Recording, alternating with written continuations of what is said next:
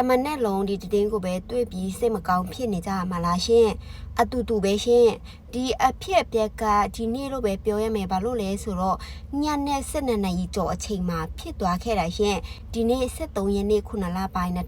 2026ထိုင်းနိုင်ငံဘန်ကောက်မြို့ထဲလက်ဖောက်ဆွဲနှုံရဲခါမှာရှိတဲ့အရက်ဆိုင်တစ်ဆိုင်မှာဖြစ်သွားခဲ့တာပြောရရင်အဲ့ဒါကနိကလတ်ရှင်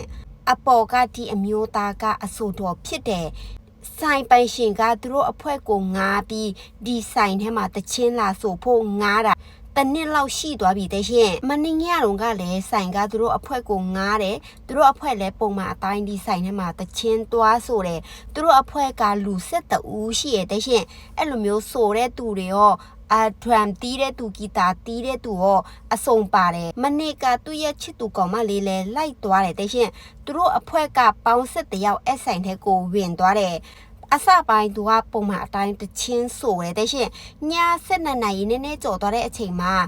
ဆိုတဲ့သူကသူတို့အဖွဲ့ထဲကတယောက်ယောက်ပဲသူခါကြတော့စင်ရဲ့ဘေးမှာထိုင်ပြီးတချင်းထိုင်ရေးတယ်တဲ့ရှင်အဲ့ဒီအချိန်သူ့ရဲ့ချစ်သူခါကြတော့ဆိုင်ရဲ့အလယ်မှာထိုင်နေတယ်လာစားလာတောက်တဲ့အတဲတွေကိုတွားနှုတ်ဆက်တယ်တဲ့ရှင်နင်းနေအဲ့ဒီအချိန်မှာပဲ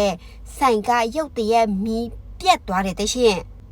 ဒီဆိုင်ကဒါပထမဆုံးအကြိမ်မီးပြတ်တာမဟုတ်ဘူးဒီလိုမီးပြတ်တာကမကြာခဏရှိတယ်ဒါကြောင့်အစပိုင်းဘာမှမတွေးဘူးအဲ့ဒီအချိန်တစ်ဆိုင်လုံးကမောင်မဲနေတာပဲ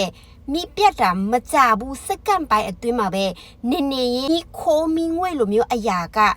fruit ဆိုတာနဲ့ဆိုင်တဲ့ကိုဝင်လာတယ်တဲ့ရှင်အဲ့ဒီမီးခိုးမီးငွေကအနက်လဲပါတယ်အဲ့ဒီမီးခိုးမီးငွေကြောင့်အောက်ဆီဂျင်တွေလည်းတခါတည်းပျောက်သွားတယ်လို့မျိုးပဲတဲ့ရှင်မီခိုမီငွေကြလာတော့သူကသူ့ချစ်သူကိုတွားခေါ်မို့ပဲချစ်သူကဆိုင်ရဲ့အလေတဲ့လောက်မှာရှိရဲ့အဲ့ဒီအချိန်ဆိုင်ထဲမှာလူ100ဝန်းကျင်ရှိရတဲ့ရှင်ဒါပေမဲ့မောင်မဲနေတာပဲဆိုတော့ဝင်သွားလို့မရဘူးပြီးတော့ဒီဆိုင်ရဲ့စီကန်းကဆိုင်ထဲကိုဝင်သွားရင်မိချစ်လုံးဝယူဝင်ခွင့်မရှိဘူးတကယ်လို့မွေးနေ့ဖြစ်လို့ဒီဆိုင်ထဲမှာမွေးနေ့ပွဲကျင်းပချင်တယ်ကိတ်မုတ်ချင်တယ်ဆိုရင်တော့မှဆိုင်ပိုင်ရှင်ကဖျောင်းတိုင်တွေဘာတွေထွန်းခွင့်မပြုတ်တဲ့ရှင်ဒါဒီဆိုင်ရဲ့စီကန်းဒါကြောင့်သူချစ်သူကိုသူတွားခေါ်ဖို့လဲဘာမှမတွေ့ရဘူးအဲ့ဒါတွေကစက္ကန့်ပိုင်းအတွင်းမှာဖြစ်သွားခဲ့တာရှင်မီခိုမီငွေတွေလိုမျိုးကြလာပြီးစက္ကန့်ပိုင်းအတွင်းမှာပဲမီကထတောက်လာတဲ့ရှင်အဲ့ဒီအချိန်သူလဲဘာမှမတွေ့ရပဲနဲ့အဲ့လိုမျိုးတခါပေါက်နာကိုမရောက်အောင်ရှောက်သွားလိုက်တယ်သူကတီးဆိုင်ထဲမှာတချင်းလာဆိုနေကြဆိုတော့ဆိုင်မှာတခါပေါက်ပဲနေရာမှာရှိလဲဆိုတာသူသိတယ်အမှန်ဆိုဒီဆိုင်ကတခါပေါက်4ပေါက်ရှိရတဲ့ရှင်ဒါပေမဲ့ဖွင့်နေကြ2ပေါက်ပဲရှိရအဲ့ဒီ2ပေါက်ကိုမှအနောက်ကတပေါက်ခါကြတော့တခါပေါက်နာမှာပစ္စည်းတွေရောင်းဖို့ခုံတွေချထားတာရှိကြတဲ့ရှင်အဲ့တော့မမြင်တဲ့အချိန်မှာပြေးထွက်ဖို့ကလည်းခုံတွေနဲ့သွားတိုက်တာတွေနဲ့သွားတိုက်တော့ထွက်ရတော့အသိပ်ပြီးအဆင်မပြေရတဲ့ရှင်သူကဒီဆိုင်ထဲမှာတချင်းလာဆိုနေကြဝင်ထွက်နေကြအတိစိတ်ကတိနေရဆိုတော့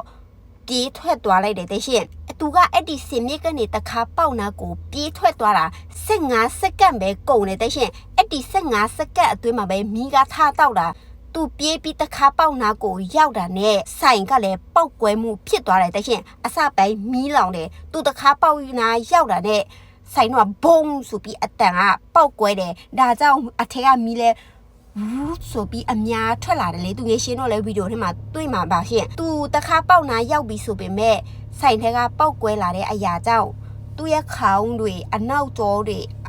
အကုန်လုံးထိသွားတယ်ရှင်လေဘေးမှာဒါတော့မှအပြင်ကိုရောက်သွားပြီနော်သူတခါပေါက်နာရောက်တာနဲ့ပောက်ကွဲတယ်သူပောက်ကွဲပြီးအနောက်ကိုပြန်လဲကြည့်တဲ့အချိန်တယောက်မှလည်းလိုက်ထွက်လာတာမရှိတော့တဲ့ရှင်ပောက်ကွဲပြီးအကုန်လုံးကတခါပေါက်နာမှာပဲအကုန်လုံးလဲကျသွားတယ်ပြီးတော့အကူညီတောင်းတန်អော်တဲ့အတန်တွေကအများကြီးထွက်လာတယ်တဲ့ရှင်ဆုံးသွားတဲ့တင်ကတော့အတိအကျမသိရသေးဘူးရှင်အခုတင်ဌာနမှာဖော်ပြတာကတော့ဆုံးသွားသူက29ဦးဆုံးသွားတဲ့29ဦးမှာအမျိုးသမီးက18ဦးအမျိုးသားကဦးတဲ့ရှင်လောလောဆယ်ဆုံးသွားသူပဲဝါဆိုတာ10ဦးတိသွားပြီဒီ10ဦးမှာ9ဦးကထိုင်းလူမျိုးနောက်တဦးခါကျတော့လာအိုနိုင်ငံသားဖြစ်တယ်ရှင်ဒဏ်ရာရတဲ့ဦးရေက60ကျော်ရှိရဲ့ဒီအဆိုတော့သူတို့အဖွဲ့သွားတာစုစုပေါင်း7ယောက်မလားရှင်7ယောက်မှာ2ဦးကဆုံးသွားပြီး2ဦးကစီအောင်ပို့လိုက်ရတဲ့ဒဏ်ရာအရန်ပြင်းထန်တယ်ဆုံးသွားတဲ့2ဦးကသူ့ရဲ့အရင်နီးဆုံးအချစ်ဆုံးသူငယ်ရှင်နဲ့သူ့ရဲ့ချစ်သူကောင်မလေးရှင် ကျန်တဲ့ခုနှစ်ယောက်သူနဲ့တူငယ်ချင်းစီမိပေါ်မှာတချင်းဆိုကြတီးလုံးတွေတီးနေကြတာခါကျတော့တပြိုင်နဲ့ပြေးထွက်လာကြတယ်တဲ့ရှင်။တရားရတဲ့သူတိုင်းကတရားအရန်ပြင်းထန်နေရှင်။အဲ့လိုမျိုးပေါက်ကွဲတယ်ဆိုတော့တကူလုံးနီးပါလောင်တာခံရတယ်။12နာရီနည်းနည်းလောက်မှမီးကဆလောင်တာနော်ရှင်။12နာရီမခွဲသေးဘူးတဝန်ရှိတွေကမီးငိမ့်နေပြီ။တနအီအတွင်းမှာထိုင်းနိုင်ငံရဲ့ဓမ္မရကြီးလဲအဲ့ဒီအခင်းဖြစ်တဲ့နေရာမှာရောက်လာခဲ့တယ်ရှင်စက္ကန့်ပိုင်းအတွင်းမှာပဲတဆိုင်လုံးမီးလောင်သွားပြီးနိုင်ရီဝက်မရောက်ဘူးမီးငိမ့်နိုင်တယ်တာတောင်မှဆုံးသွားတဲ့သူက20ခုတန်ရာရတဲ့သူကတဆိုင်လုံးနီးပါအယောက်60ကျော်လောက်ရှိရဲ့ရှင်ဒါကအတိအကျမဟုတ်သေးဘူးပြီးတော့စေုံမှာလဲသွားဆုံးတာရှိသေးတယ်လို့တင်ကြရခင်းဖြစ်တဲ့ချိန်ကညနေ7နာရီကျော်ဆိုတော့တောက်ကြတာတော်တော်မူးကြပြီမူးတဲ့ချိန်ဆိုရင်ဘယ်ကိုသွားလို့ဘယ်ကိုရှောင်ရမှလည်းမတိတော့ဘူးစိတ်က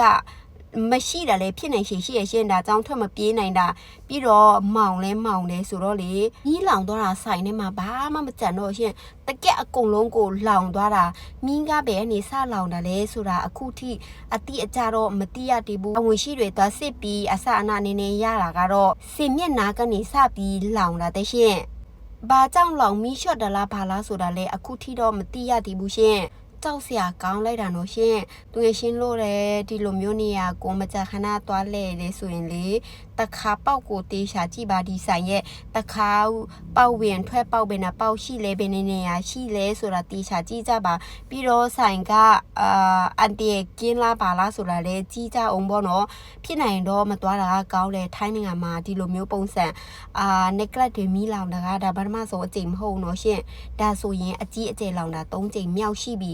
ဟိုးအရင်တော့လည်းလောင်ရဒီထက်များတဲ့ဆုံးသွားတာလေးရှင်ရွှင်တင်လုတ်ပေးဖူးတယ်ဒါပေမဲ့အဲ့ဒါကတော့တော်တော်ကြာပြီရွှင်တို့ထိုင်းမလာခင်ကတည်းကပြီးတော့လွန်ခဲ့တဲ့တစ်နှစ်လောက်ပဲထင်တယ်ရှင်းမိုင်မှာလည်းအကြီးအကျယ်လောင်တာလေးရှင်အဲ့ဒါလည်းလူအများကြီးဆုံးသွားတယ်ဒါထက်ပြီးဖြစ်ပြန်ပြီး